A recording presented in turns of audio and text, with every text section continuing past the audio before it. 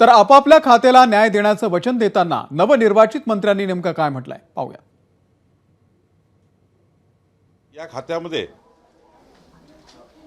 संपूर्ण महसुली जो आमचे कायदे आहेत,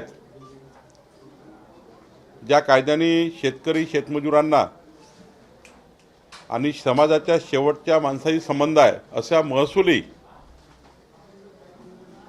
कायद्यामध्ये काही सुधारणा आवश्यक आहे। या खात्यामध्ये मोठ्या प्रमाणावर जर चांगल्या सुधारणा आणल्या तर या महाराष्ट्राला आपल्याला विकासाकरता पुढे नेता येईल। एका बाजूनी किनारपट्टीचा विकास आणि दुसऱ्या बाजूनी किनारपट्टीवर संरक्षण।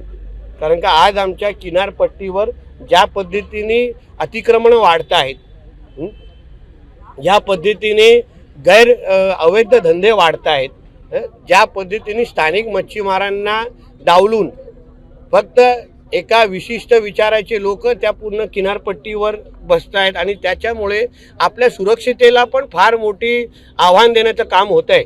या सगळ्या गोष्टीवर माझं यापुढे लक्ष असणार। महत्त्वाच्या अशा ऐतिहासिक हे काम आपल्याला करायला संधी मिळाली।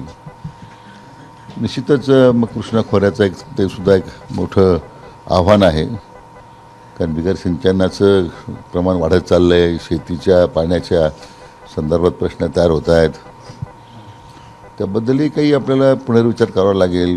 पाण्याची जी उधळपट्टी आहे किंवा पाण्याचा जो नाश आहे, पाणी वितरणामध्ये काही सुधारणा करता येतील का, अशा अनेक गोष्टी आहेत। पण निश्चितच एक चांगली जबाबदारी या निमित्तानं या नवी मंत्रिमंडळात मला मिळाली, याचं मला एक अतिशय समाधान आहे। एबीपी माझा, उघडा डोळे बघा नीट।